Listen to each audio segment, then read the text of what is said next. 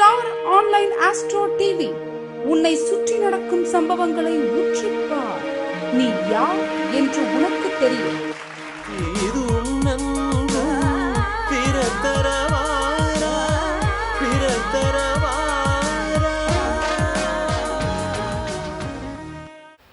முதல் பேச்சாளராக கோவை சார்ந்த துரைசாமி ஐயா நான்காம் பாவமும் பொருளாதாரமும் அப்படிங்கிற தலைப்பில் பேசவிருக்கிறார். இன்றைக்கி பொருள் ரொம்ப முக்கியம். அந்த பொருளுக்கும் நாலாம் பாவத்துக்கு என்ன தொடர்பு அப்படிங்கிறத பற்றி ரொம்ப சிறப்பாக தன்னுடைய அனுபவ கருத்துக்களை பேசவிருக்கிறார். அவரை பேச வருமாறு உங்களுடைய பலத்த கரகோஷங்களுக்கிடையே வருக வருக என வரவேற்கிறேன். வணக்கம், என் பேர் துரைசாமி. நான் கோயம்புத்தூர்லேருந்து வந்திருக்கேன். இந்த ஜோதிடத்தில் ஒரு 20 வருஷ துறையில் இருக்கிறேன். எனக்கு நான் கற்றது என்னுடைய அனுபவத்தை உங்களுக்கு மற்றவங்களுக்கு சொல்லிக் கொடுக்குறக்காக இப்போ வந்திருக்கேன். நான் சாதாரணமாக பேசுகிறது கூட பாடம் எடுக்கிற மாதிரி தான் இருக்கும். ஏன்னா நான் நூலாசிரியர் அப்படின்னு சொல்லிட்டு, அதாவது பாட ஆசிரியர்னு சொல்லி நிறைய பேர்த்துக்கு பயிற்சி கொடுத்துருக்குறேன்.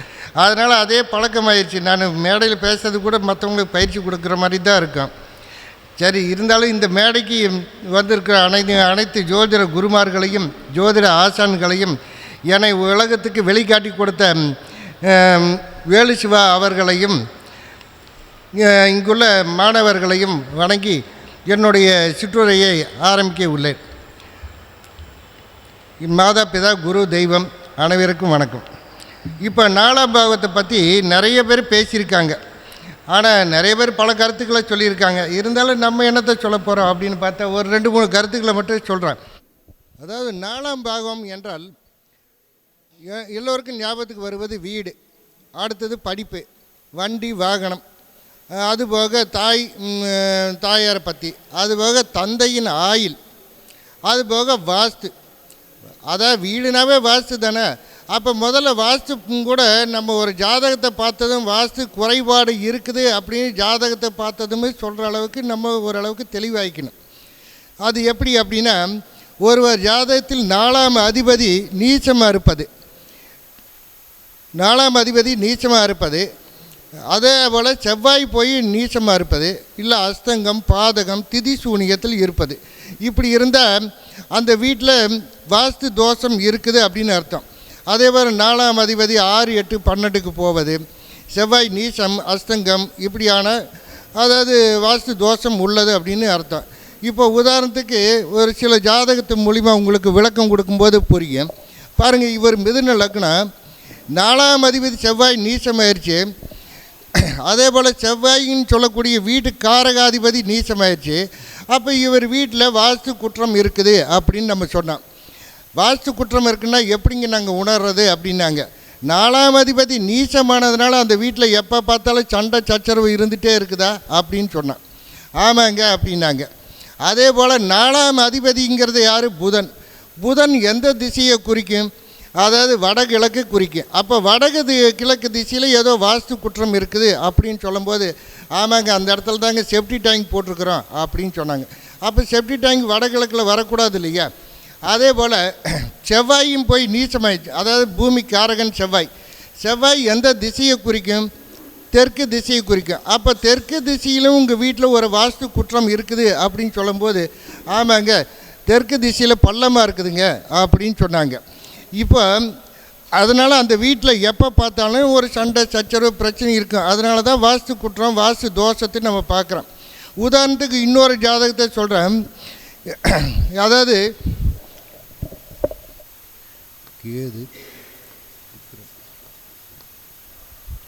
இப்போ இந்த ஜாதகத்தை பாருங்கள், கடக லக்னம், 4ஆம் அதிபதி போய் நீச்சமாயிருச்சு. அதே போல் 4ஆம் அதிபதி பரிவர்த்தனை அப்படின்னு சொல்கிறத விட 4ஆம் அதிபதி நீசம். இப்போ செவ்வாய் எங்கே இருக்குதுன்னு பார்த்தா செவ்வாய் போய் 6ல் போய் உட்காந்துருச்சு. செவ்வாய் சந்திரன் 6ல் இருக்குது. அப்போ செவ்வாய் 6, 8, 12க்கு போகக்கூடாது. 4ஆம் அதிபதி 6, 8, 12க்கு போகக்கூடாது. அஸ்தங்கம் பாதகம் திதி சூனியம் நீச்சம் ஆகக்கூடாது. இப்போ 4ஆம் அதிபதி போய் நீச்சமாயிருச்சு. அதனால் என்ன சொன்னேன், இவங்க வீட்டில் வாஸ்து தோஷம் இருக்குது அப்படின்னு சொன்னேன். இந்த சுக்கிரன் வந்து சூரியன் சாரம் வாங்கியிருக்கு.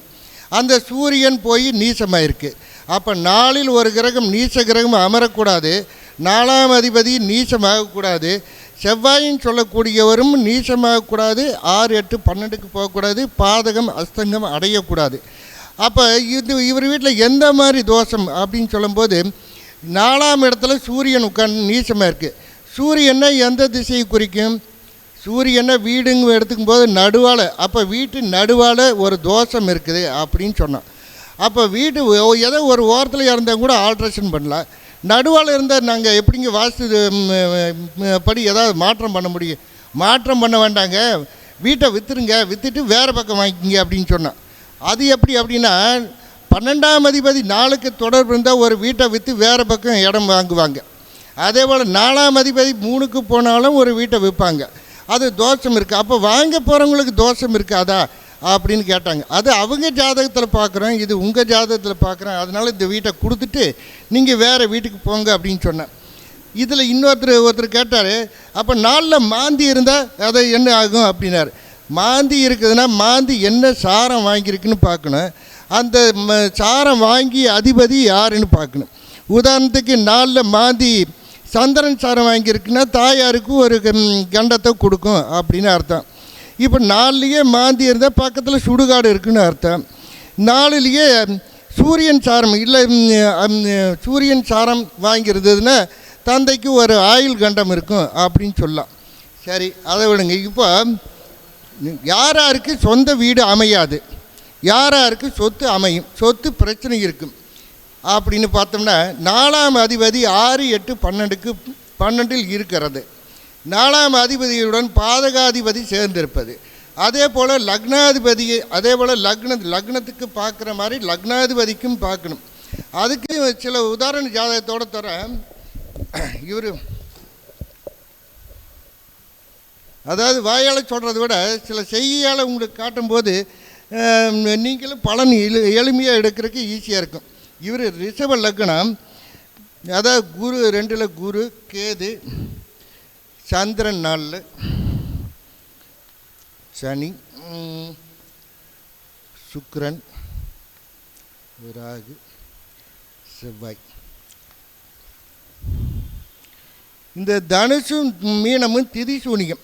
இப்போ 4ஆம் அதிபதி சூரியன் போய் 8ல் இருக்கார். சாரி, சந்திரன். சூரியன் 8ல் இருக்குது. ஆனால் 8ல் இருக்கும்போது என்ன ஆகுதுன்னா, இப்போ 4ஆம் அதிபதி 6, 8க்கு போகக்கூடாது. இப்போ 4ஆம் அதிபதி லக்னத்துக்கு பாதகத்துக்கு போயிடுச்சு. அதே போல் 4ஆம் இடத்துக்கு 6க்கு போயிடுச்சு. அப்போ இவருக்கு சொந்த வீடு அமையல. அதே போல் செவ்வாயின்னு சொல்லக்கூடியது, அதாவது 4க்கு 8க்கு போயிடுச்சு, லக்னத்துக்கு 11க்கு போனாலும் திதி சூனியம். இவர் நம்மக்கிட்ட வந்தால் ஒரு நாள் என்கிட்ட ஒரு 30 லட்ச ரூபாய்க்கு நான் வீடு வாங்கணும் அப்படின்னார். உங்களால் வீடு வாங்க முடியாதுங்க, உங்களுக்கு யோகம் இல்லைங்க அப்படின்னு சொன்னேன்.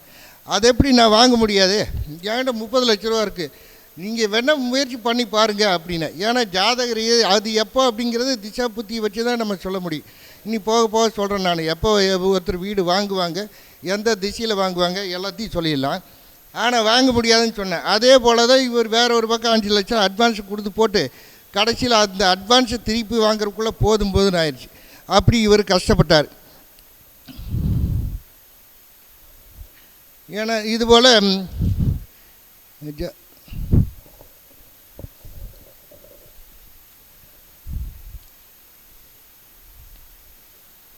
சரி, இவர் ஜாதக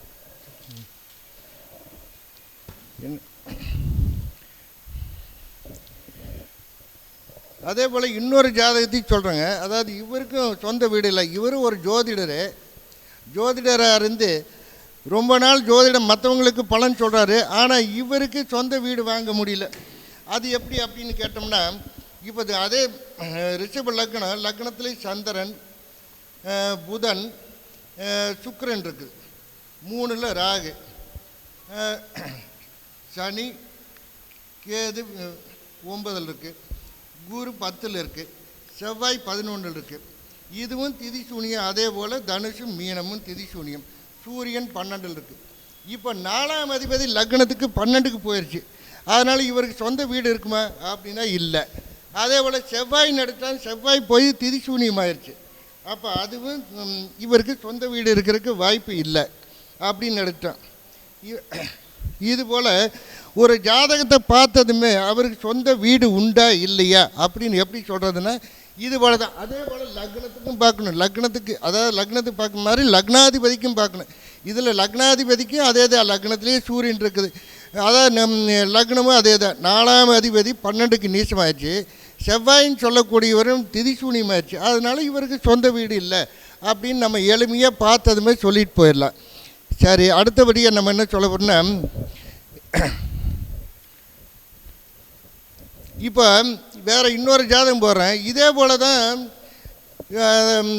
4ஆம் அதிபதி கெட்டு போச்சு, செவ்வாயும் கெட்டுருச்சு. ஆனால் அவருக்கு சொந்த வீடு இருக்குது. அது எப்படி? ஏன்னா இந்த மாதிரி இக்கட்டான ஜாதகங்களும் வரும். அப்போ நீங்கள் அதையும் பார்த்து தெளிவு பண்ணிக்கிறதுக்காக ஒரு சில விளக்கத்தை கொடுக்குறேன் நான். இப்போ இவருக்கு பாருங்கள், சிம்ம லக்னம், சரி, அதாவது கடக லக்னம், 2ல் ராகு, அதாவது 4ல் சனி இருக்குது, அது திதி சூனியத்தில் இருக்குது. 5ல் குரு இருக்குது. 6ல் செவ்வாய் இருக்குது, அதுவும் திதி சூனியத்தில் இருக்குது. 8ல் கேது இருக்குது. 9ல் அதாவது 10ல் புதன் இருக்குது. அது 11ல் சூரியன் இருக்குது. சுக்கிரன் அதாவது சந்திரன் இருக்குது. 12ல் சுக்கிரன் இருக்குது. இப்போ இவருக்கு நம்ம பொதுவாக என்ன சொல்லுவோம், 4ஆம் இடத்துல சனி இருக்குது, 8 குடையவன் இருக்குது, 4ஆம் அதிபதி 12க்கு போயிடுச்சு, அப்போ இவருக்கு வீடு இல்லை அப்படின்னு சொல்லிடுவான். அப்போ செவ்வாயின்னு சொல்லக்கூடியது 7ல் இருக்குது இல்லை, கேந்திரம் எது உச்சமாக இருக்குது இல்லை அப்படின்னு சொல்லுவான். ஆனால் அது திதி சூனியத்தில் இருக்குது, அதனால் அவருக்கு வீடு இல்லை. அப்போ இவருக்கு ஆனால் வீடு கிடைச்சது. அது எப்படி அப்படின்னா, லக்னத்துக்கு பார்க்கறது போல் லக்னாதிபதிக்கு பார்க்கணுன்னு சொல்லியிருக்கிறோம். இப்போ லக்னத்துக்கு 4ஆம் அதிபதி, அதாவது லக்னாதிபதி யார்? சந்திரன். சந்திரனுக்கு 4ஆம் அதிபதி யார்? சூரியன். சூரியன் கூடவே இருக்குது. அப்போ அவருக்கு சொந்த வீடு இருக்கும் இல்லையா? அதுபோக சூரியனுக்கு 2லேயே சுக்கிரன் இருக்குது. அப்போ அழகான வீடு இருக்கும் இல்லையா? சரி, இவருக்கு பூர்வீக சொத்து இருக்குமா? பூர்வீகன்னா 5ஆம் இடம். 5ஆம் அதிபதி போய் 2, 4, 5ஆம் அதிபதி செவ்வாய் போய் திதி சூனியத்தில் இருக்குது. அதனால் இவருக்கு பூர்வீக சொத்து இல்லை. அதே போல் 4ஆம் அதிபதி, அதாவது கேதுவுக்கு வீடு கொடுத்தவன் 4ல் சனி. சனியோ கேதுவோ சம்மந்தப்பட்டாலும் கூட அவங்களுக்கு அவ்வளோவா வீடு அமையறதுக்கு வாய்ப்பு இல்லை. ஆனால் இவருக்கு லக்னத்தை பார்க்குற மாதிரி லக்னாதிபதிக்கும் பார்க்கணும். இவர் யார் தெரியுங்களா? முன்னாள் கருணாநிதியோட ஜாதகம். அப்போ இவருக்கு 4 சொத்து இருந்தது. ஏன்னா சந்திரனுக்கு 4ஆம் இடத்துல 3 இருக்குது, அதான் ராகு இருக்குது. ராகுனா 3ன்னு அர்த்தம். அதனால் இவருக்கு அதுபோக செவ்வாயும் பார்க்குறனால 4 சொத்து அமைஞ்சுது. ஆனால் 40 வயசுக்கு மேலே தான் இவருக்கு சொத்து அமைஞ்சுது. அது வரைக்கும் இவரும் வாடகை வீட்டில் தான் இருந்தார். அப்போ லக்னத்தை வச்சு இவர் வாடகை வீட்டில் தான் இருந்தாருன்னு சொன்னோம். அதுக்கு பின்னாடி வந்த திசா புத்தி வச்சு தான் இவருக்கு சொந்த வீடு அமைஞ்சதுன்னு சொன்னோம். சரி, யாராருக்கு சொத்து அமையும்? நல்ல சொத்து அமையும், யாராருக்கு சொத்து அமையாது. இப்போ பூமி காரகன் சொன்னோம்னா ரிஷபம், கன்னி, மகரம், இதெல்லாம் நல்ல பூமி இடங்கள். இது திதி சூனியமோ பாதகமோ அஸ்தங்கமோ அடையக்கூடாது. அதே போல் அந்த ஸ்தானாதிபதியும் கிடக்கூடாது. அதே போல் செவ்வாயும் 4ஆம் அதிபதியும் செவ்வாயும் கிடக்கூடாது. 6, 8, 12க்கு போகக்கூடாது. இப்போ ஒரு 4ஆம் அதிபதி போய் 6க்கு போயிடுச்சுன்னு வச்சுங்க. 6க்கு போனால் அவனோட சொத்து கடனால் அழியும் அப்படின்னு சொல்லலாம். சரி, 8க்கு போனால் திடீர் சொத்துன்னு சொல்லுவான். அதாவது மற்றவங்களோட உயில் சொத்து நம்மளுக்கு கிடைக்கும். அதே 10க்கு போனாலும் அதே போல் ஆயில் சொத்து, மற்றவங்களோட உயில் சொத்து நம்மளுக்கு கிடைக்குன்னு சொல்லலாம். 12க்கு போயிடுச்சுன்னா, இப்போ 4ஆம் அதிபதி 12க்கு போனால் ஒரு விரயம் பண்ணி மறுபடியும் ஒரு இடத்த வாங்குவாங்க அப்படின்னு நம்ம எடுத்துக்கணும். எப்பவுமே 12ஆம் இடம் விரயம்னாலும் அது 4க்கு 9ஆம் இடமாக வரும். அதனால் ஒரு விரயத்தை கொடுத்து தான் ஒரு இடத்த வாங்குவாங்க. இது சரி. இப்போ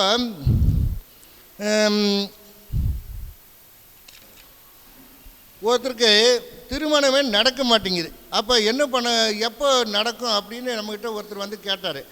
அதாவது 7ஆம் அதிபதி 4ல் இருந்தாலோ இல்லை 4ஆம் அதிபதி 7ல் இருந்தாலோ ஒரு வீட்டை கட்டுங்க, திருமணம் நடந்துடும் அப்படின்னு சொன்னேன். அதே போல் அவங்களுக்கும் அதுபோல் வீடு அமைஞ்சது. இப்போ ஒருத்தருக்கு எந்த திசையில் வீடு அமையும் அப்படின்னு கேட்குறாங்க. எனக்கு நான் இடம் வாங்க போகிறேன், இல்லை வீடு வாங்க போகிறேன், இல்லை வாடகைக்கு நான் குடி போகிறேன், எந்த திசையில் போனால் குடி போனால் நல்லாயிருக்கும், எந்த திசையில் வீடு வாங்கினா நல்லாயிருக்கும் அப்படின்னு ஒருத்தர் கேட்குறாங்க. அப்படின்னா நம்ம என்ன பதில் சொல்லணும் அப்படின்னா, இந்த லக்னத்துக்கு 4ஆம் அதிபதி எந்த வீட்டில் பலமாக இருக்குதுன்னு பாருங்கள். அதே போல் செவ்வாய் எந்த இடத்துல பலமாக இருக்குதுன்னு பாருங்கள். அதுக்கு அந்த இடம் அந்த திசையை குறிக்கும். உதாரணத்துக்கு இவருக்கு பாருங்கள், மிதுன லக்னம்னு வச்சுங்க, இது செவ்வாய் இங்கே நீச்சமாயிடுச்சின்னு வச்சுக்கிறோம் செவ்வாய். ஆனால் இங்கேயே சந்திரனுக்கு நீச்ச பங்கம் அப்படின்னு சொல்லிக்குவோம். இந்த 4ஆம் அதிபதி இங்கே நீச்சமாயிடுச்சின்னு வச்சுக்கிறோம் புதன். ஆனால் அது கூட சுக்கிரன் இருக்குது. இப்போ இவருக்கு எந்த திசையில் வீடு அமையும் அப்படின்னு நம்மக்கிட்ட கேட்டாங்கன்னா, 4ஆம் அதிபதியான புதன் எங்கே போய் உட்காந்துருக்குன்னா மீனத்தில் உட்காந்துருக்கு. மீனங்கிறது வடக்கு திசையை குறிக்கும். அப்போ வடக்கு திசையில் உங்களுக்கு வீடு அமையுன்னு சொல்லலாம். இப்போ செவ்வாய் போய் எங்கே உட்காந்துருக்கு, அதுவும் வடக்கு திசையில் நீச்ச பங்கத்தில் இருக்குது. அப்போ வடக்கு பார்த்த வீடு தான் அமையும் அப்படின்னு சொல்லலாம். அதை விட இன்னொரு பாயிண்ட்டு நீங்கள் தெளிவாக எடுத்துக்கணும். அதாவது இந்த புதனுக்கு முன்னாடி பின்னாடி உள்ளது வீதி. அப்போ கிழக்கு மேற்கு உள்ள வீதியில் வடக்கு பார்த்த வீடு தான் உங்களுக்கு அமையும் அப்படின்னு நீங்கள் அடித்து சொல்லலாம்.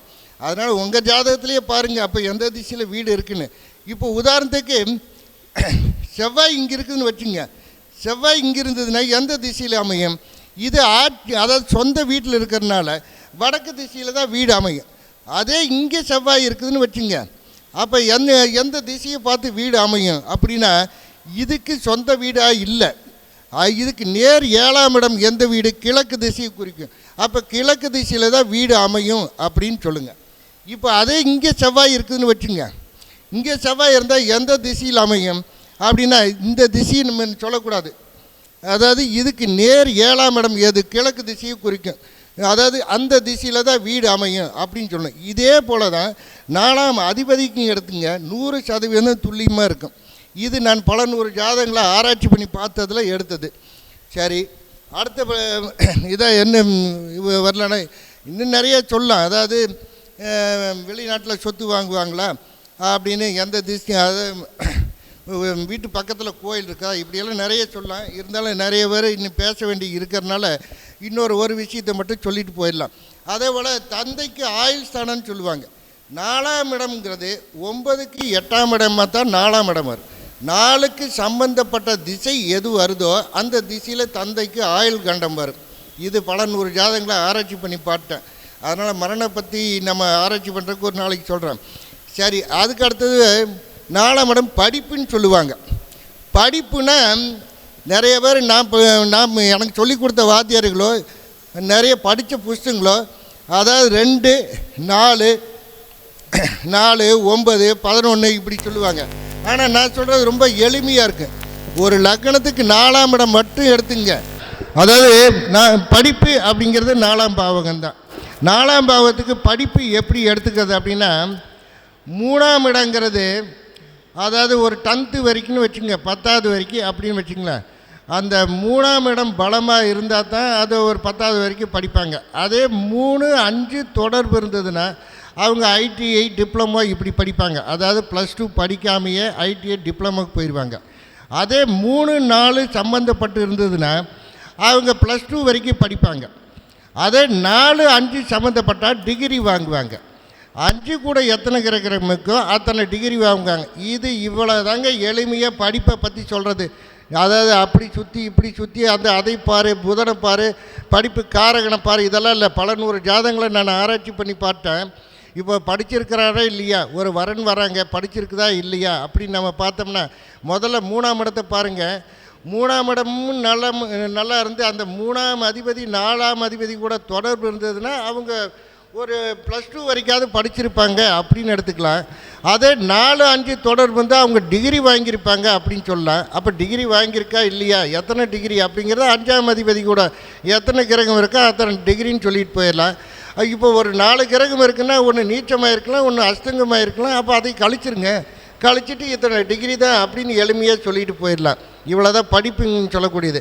அதே மாதிரி அவங்க வண்டி வாகனம் வச்சுருப்பாங்களா அப்படின்னா 3-4 சம்மந்தப்பட்டதுன்னா அவங்க 2 வீலர் வச்சுருப்பாங்க, 4-5 சம்மந்தப்பட்ட கார் வச்சுருப்பாங்க. இவ்வளோதாங்க விஷயம். இன்னும் நிறைய விரிவாக்கமாக நிறைய சொல்லலாம். ஆனால் இப்போ நிறைய பேர் பேச வேண்டி இருக்கிறதுனால என்னுடைய சிற்றுரையாக இப்போ நான் முடிச்சுக்கிறேன்.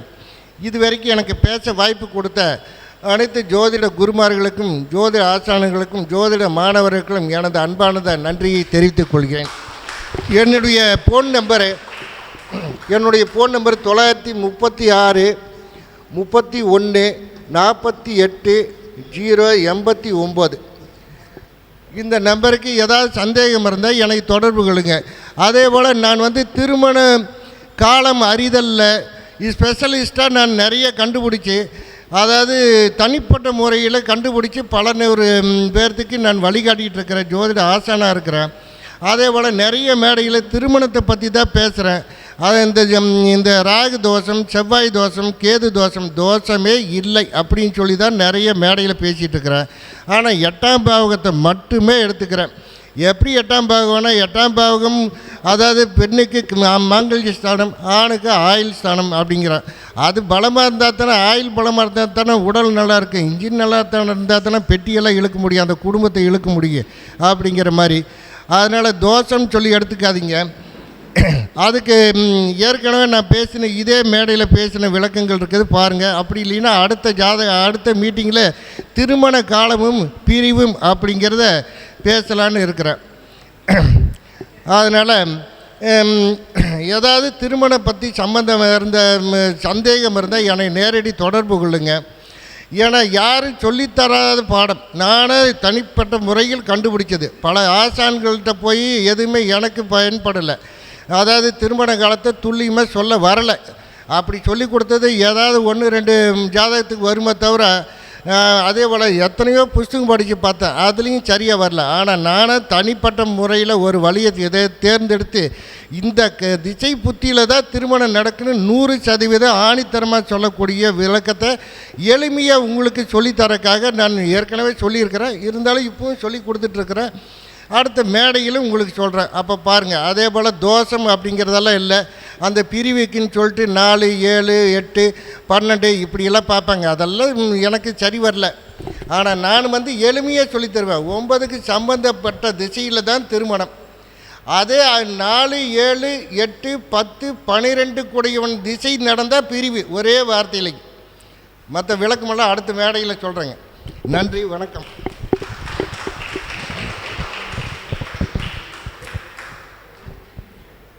ஐயா வீடு கட்டுற யோகத்தை பற்றியும் அதில் இருக்கிற பிரச்சனைகளை பற்றி ரொம்ப சிறப்பாக சொல்லியிருந்தார்.